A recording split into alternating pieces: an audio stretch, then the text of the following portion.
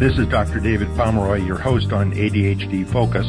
I wanted to remind you that the show is not intended to be a recommendation for diagnosis or treatment of any condition for any specific person. Please consult your mental health professional or doctor managing your ADHD or mental health issues about any diagnosis or treatment-related information that you hear on the show. Refer your ADHD provider to the show if he or she would like more information. Thank you.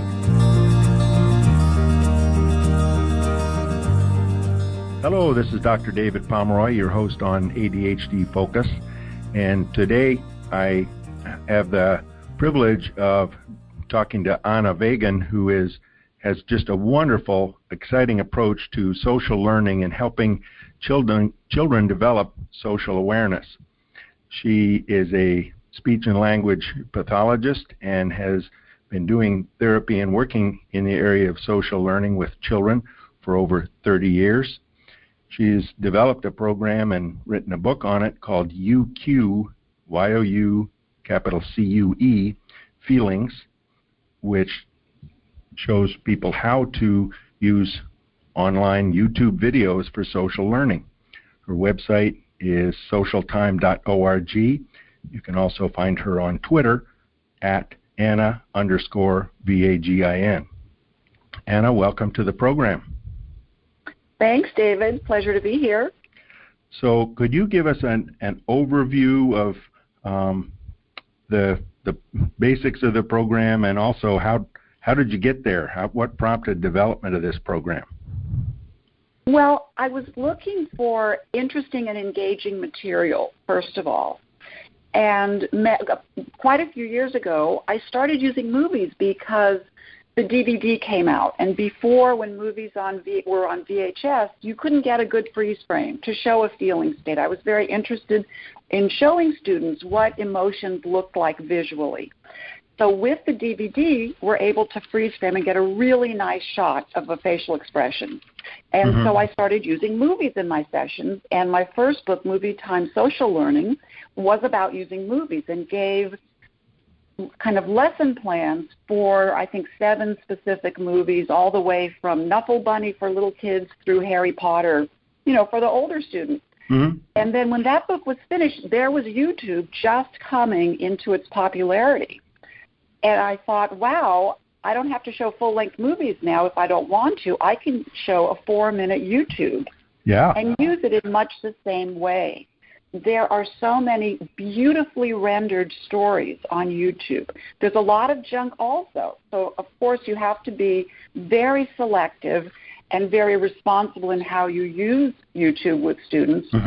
But there is so much beautifully rendered stuff out there. It's short. We can freeze frame it. I can talk with students about it. So I started consolidating lists of YouTube videos that I thought were particularly good. And the UQ Feeling book lists the number of YouTubes that I thought were great. And then I love the fact that that's also kind of arranged by age or progression of social learning, so they can get more complex and involved as kids move along through it, kids and parents. Well, yes.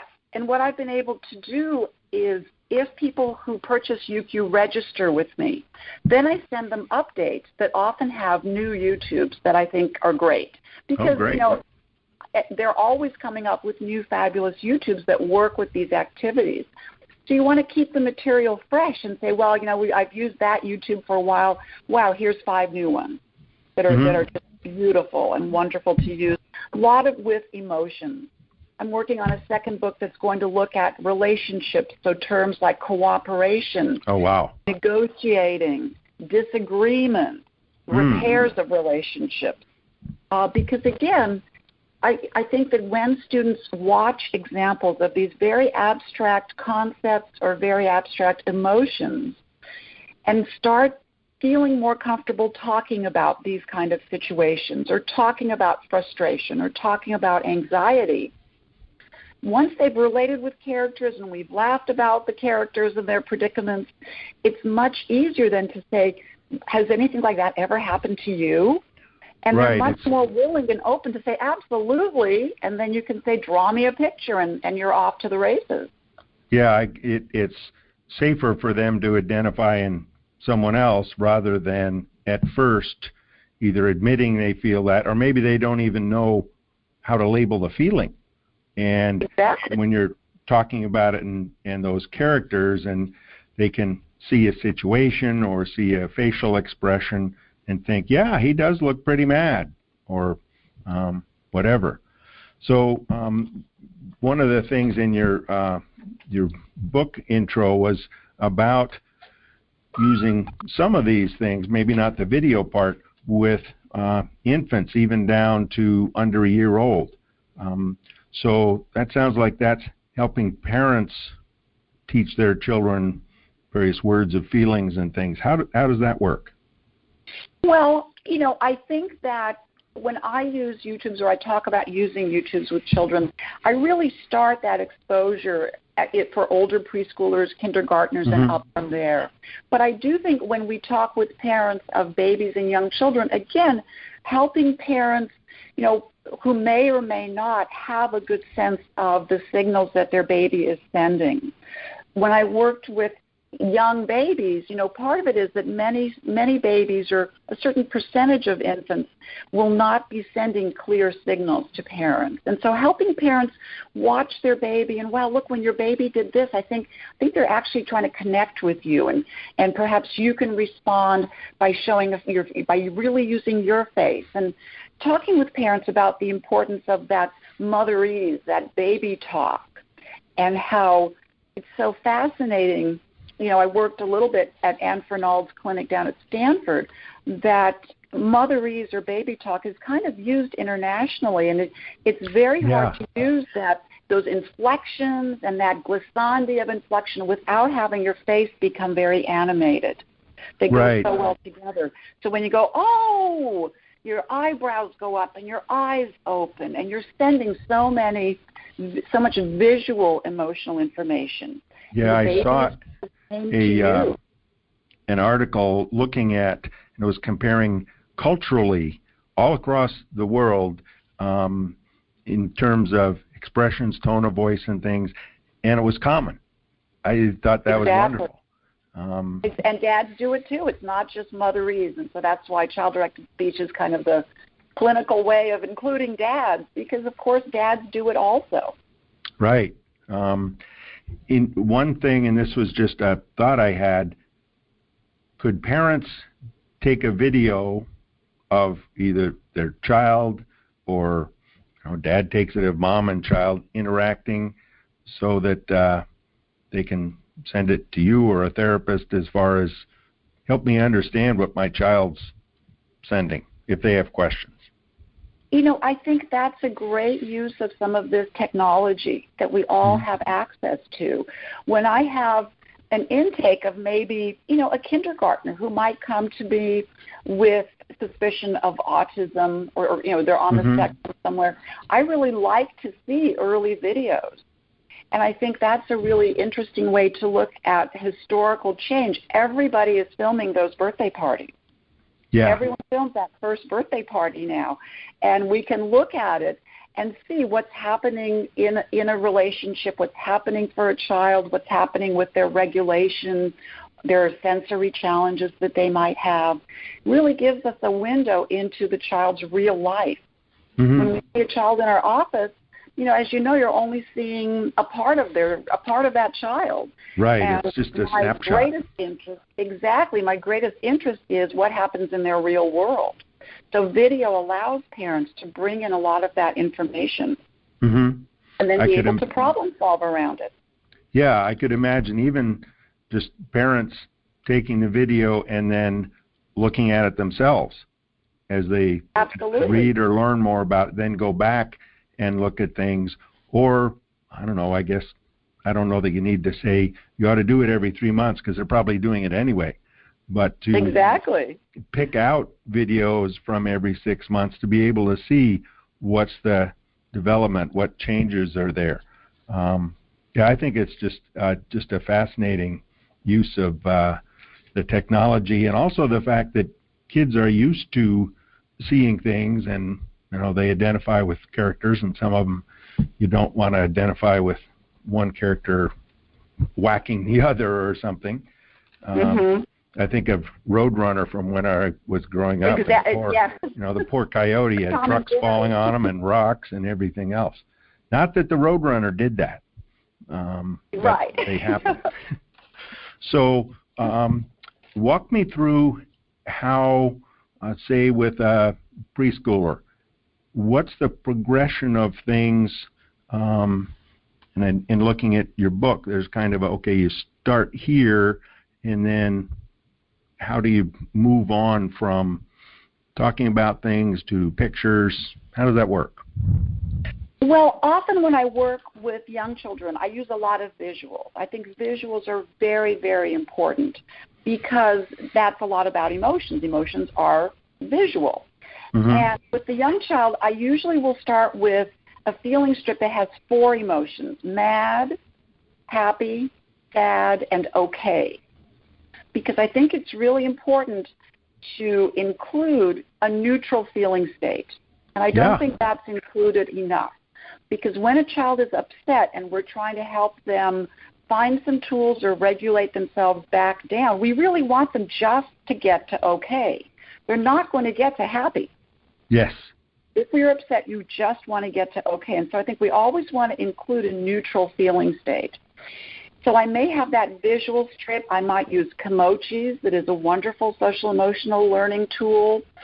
And I might watch the video first, just the whole way through, and just enjoy it, and then go back and say, wow, I wonder how many feelings we could find, and maybe freeze frame and say, wow, which one do you think that is? And we can draw it on a sticky note and put it right on the monitor or the TV or the iPad screen. And then we can talk about, I wonder what he's thinking to go with that feeling. Start to connect feelings and thoughts together. And another activity that's really wonderful is to expose young children to the idea that our feelings change and change quickly. That it's okay to change. It's okay to change. In fact, we really can't control it. Right. We've all had that feeling. It's a beautiful day. You're driving down the street, not a cloud in the sky. Everything's perfect. And then all of a sudden, oh my gosh, I forgot to take the chicken out of the freezer. And next thing you know, your good mood has just evaporated, and now you're kind of in a funk. Students with whom I work really struggle with these transitions into different feelings. They'd prefer to stay in one feeling state. Please, can I just stay here? Absolutely. That's one of the things I see very commonly. Sometimes adults still have that issue, but being able to transition from you're playing a video game, now we have to go here, or now it's time to have dinner and you've been enjoying playing with your friend, or now it's time to go to school. All those transitions, and some kids have much more difficulty and they get yelling and stomping around, or in the extreme throwing things. And others just get into very glum and sitting in the car and they're stewing about things. Well, and even it's interesting that you mentioned video games, because I use a lot of video games in my practice, and tabletop games, board games, all sorts of games, because even when we're playing a game, and we might think, well, playing a game is fun. Well, playing a game is fun unless you're losing, or you get a bad roll, or someone else is ahead of you, or you're ahead in the game and you're worried that someone might catch up. So even when you're playing a video game, students may go through many different feelings, some of them comfortable, but many of them might be uncomfortable. Yeah, definitely. In terms of what if either you're starting out or you can see that a child just can't come up with naming feelings, and we talked a little bit about parent or therapist modeling what that might look like for kids. That's a very good question. One of the reasons I have my little visual pictures is often students will be able to point to it if they can't name it. Or sometimes we'll do this, is it a thumbs up feeling or a thumbs down feeling? and they can do that. So it's very true. Some students may not be ready to name the feeling. I had a student once who couldn't name it. I said, can you spell it? Because he was a super speller. And he said, SAD. And I said, can you write it? Are you there, David? Yes. Yes. Okay. And he was able to write on a marker board SAD. And I said, can you read that word? And he said, sad. Great. For some kids, it's too threatening to say the word.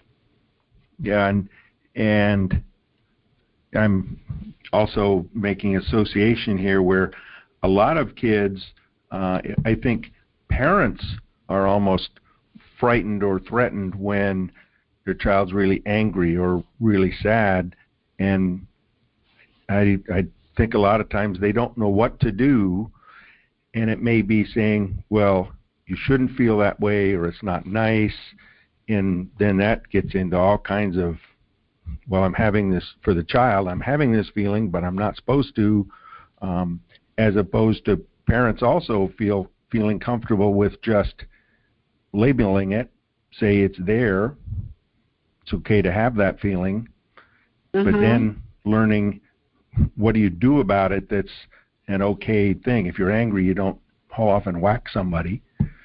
Right. So, one of the things I was going to say, because you're talking about what tools can we give students when they're having a strong feeling or when they're having even just an uncomfortable feeling, because we often say to students in our attempt to be helpful, well, when that happens, you can just think it's okay, it's just a game. But in reality, practicing that can be very difficult for many students with whom I work. And so I have all of these little posters that we use. So, for example, I might have a poster that's labeled game playing fixers that has thought bubbles that say, it's okay, not a big deal, tiny problem, maybe I'll get a better roll next time. And I use these just to have at the ready. I might kind of pick one up and kind of jiggle it a little bit, because what we want to do is to help students put these ideas, these feeling fixers, into their working memory. And showing it to them then kind of starts to bridge that gap of, I'm not going to tell you to think this. I'm just reminding you that we've talked about you can think things that will help your feelings. And I find I often use them when we're playing games or video games, and that students then internalize those. And at some point say, I don't need to have that up right now. I got it. And I'll hear them say it, or I see them get upset and then regroup. And I can assume that something's happening internally, that they're able then to modulate their own feeling state. So are the feeling fixers pictures or little objects? For most students, I have most of my students are readers, and so I have them on that foam cord, that foam board, so it can't be ripped in half. Some kids get angry. And so they're just on these 8.5 by 11 foam boards, and they're written as thought bubbles. That have, and so I often post visuals like this on YouTube to help other therapists or parents get ideas for visual supports that we can create to use with students or even outside in the real world. I have some of my stuck fixers and game playing fixer boards are posted up in Little League, at Little League practice, because all students have to learn how to tolerate striking out. Yeah. I think that's great for, you said, keeping in working memory. Well, that's one of the things that's very leaky for anyone with ADD, and particularly kids. They get into a situation, well, that feeling fixer you talked about yesterday, that's not now. That's gone. Exactly. So if there is that visual reminder that, mom can say, remember, or here's this feeling fixer, or here's something that you may be able to use to help you right now. Not saying you should or let me explain how you're supposed to do it, but just, like you say, the visual reminder, so the child's incorporating that into things without a message of, oh, this is what I'm supposed to do.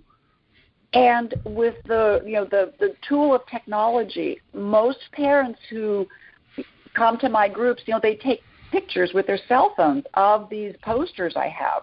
It's so wonderful that we can do that with phones. Then they can share it with Little League coaches or teachers and have it to just show the student if they start to get upset. Oftentimes parents want to talk. We want to, as parents, we want to talk a lot. Yeah. But often when kids are getting upset, whether they're getting frustrated or angry or sad, talking's not always the best strategy. No. Even just showing. Yeah, things don't, whatever age someone is, when your emotions get flooded and you're angry, the wiring in your brain doesn't go through the thinking part. Exactly. You have to let the emotions kind of calm down a little bit and then talk and just let it play out.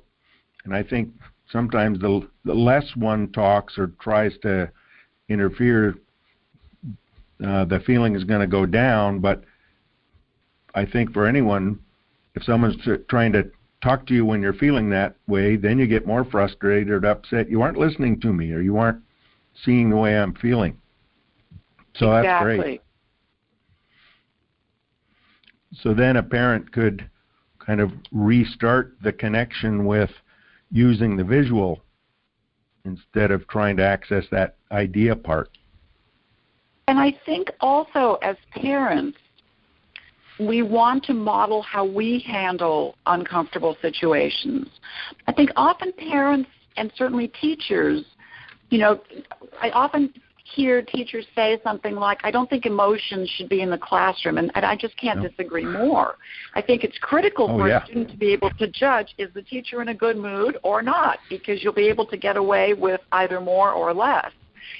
But as parents, I think we can also, if I'm frustrated not being able to find a parking space, there's nothing wrong, and there's a lot good with my saying, oh my gosh, you know what, I'm starting to feel so frustrated. I have to remember to think, it's okay, we'll get there.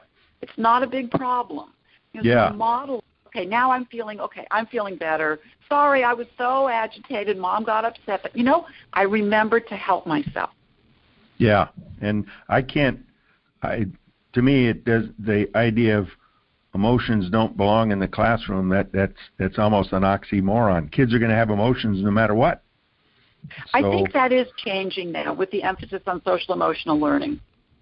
That's good, because that certainly I think the basics are feelings are going to be there. You can't, someone else can't say, well, don't feel that way, or you shouldn't. The feeling's there, and that's a fact to the person having it. Absolutely, and feelings are not just in literature, but they're also in history. Mm-hmm. World War II wouldn't have started if people hadn't gotten upset. Yeah, exactly. So in terms of how about now a child's 8 or 9 and maybe still hasn't picked up the idea, that's when they first come to you, the idea of social cues. Maybe they're actually along the autism spectrum. How does this apply? I would think it has a lot of good application for them. Absolutely. And maybe this is a good time to talk about, one particular YouTube and kind of talk through how I might use it. Sure. So Alice Sue has a beautiful story YouTube called SOAR, S-O-A-R. And this is a lovely picture in which there's a young child who is kind of trying to make a paper airplane outside, and then this little tiny visitor lands on the table. He's about, 4 inches tall, a little boy. His airplane has crashed. And during the story, then, they work together to fix his airplane. Oh, wow. Of course, it doesn't go well the first couple of times, and we see a picture where it's a wonderful visual representation of real discouragement. This child is so discouraged, they think it will never work. And then she's resilient, she regroups, they try one more time, and off he goes. a beautiful story. And so what I might do with that is we'll watch it and freeze frame it. And especially with students on the autism spectrum, we really want to work with the connection of feelings, thoughts, what's happening, and how one character's actions influence the thoughts and feelings of another character. And so we can just put sticky notes all over the screen that she's thinking she's looking discouraged. She's thinking it will never work. I'm looking at an example on my computer. I wish I could. And then this wonderful example that a student came up with, I'm just too dumb. Which was really beautifully, it fits the picture, it fits the story. It also is a little bit self-revelatory. Yes, so many kids with ADD, that's what they end up saying, well, I'm so dumb I'll never learn math, and that's, exactly. That to me is the critical time to help address their ADHD issues when they're there, or sort out you have ADHD and a learning problem that math really is going to be difficult for you, and how to address those separately. Absolutely. So with this first screen of discouragement, we can then contrast that with when they fix the airplane. And so when I have students put, what do you think these characters might be saying, I've got, we got this, we figured it out, we can do it, this time we did it. And so those are exactly the types of phrases that, again, we want students internalizing, that if you are failing at something, hang in there. You can think, I'll figure it out. You know, when I have a computer glitch, I have to remember that I can figure it out. And that's what keeps my feelings from getting out of control. And yeah, and I, you know, parents, I know, are encouraging kids, you're going to be able to, it's going to work. And kids, if they're still in the middle of, I can't figure out, are thinking, well, you don't know how I feel, that, no, I'm not going to be able to. Whereas, again, if there's the visual, or be able to say, remember how those guys fixed the airplane and they finally got it. They kept on trying different things and it worked. So let's maybe see a different way you can look at it. Exactly. To say, I bet we can figure this out. And it's that fine line between saying, I think you can do this, while yet accepting their feeling for what it is in the moment. I can tell you're really discouraged. But I remember last week when you did your math, you kind of felt the same way, but you hung in there and you figured it out. I bet you can do it again today. Yeah. Unfortunately, I bet we're going to have to wrap it up because we're coming up to the end of our time. So we can pick this up another time. I'd love to keep talking about it. I'm going to be summarizing a couple things that Anna and I have been talking about. And the most important thing, I think, in her approach is the use of visuals. So kids are not just reading words or talking, they're actually seeing examples and they're able to identify with a character, so it's not themselves that are having the problem, but the character is. One thing for parents that can help them learn how to pick up cues of their children, you're going to be taking videos of your kids, go back and look at them some as you learn more about the feelings and identifying them, and that can help parents learn how to do it. The last part, to me, that's really important is remember feelings, whether it's in your child, yourself, your spouse, anybody else. Feelings are facts to that person. They can't stop them. They can't not make it happen. It's there, and the key is how to help them dealing with the feelings and how a parent can help that person learn how to deal with it. Anna, this has been a wonderful discussion, and thank you so much. Thanks so much, David. I've really enjoyed it. I've been talking with Anna Vagin, who is a speech and language pathologist and developer of a program called UQ Feelings. That's YOUCUE. And she has a book by that name. She also has a website, social learning? Social Time. Socialtime.org. And you can also connect with her on Twitter at Anna_Vagin. So this is Dr. David Pomeroy signing off for now on this episode of ADHD Focus. Be well until next time.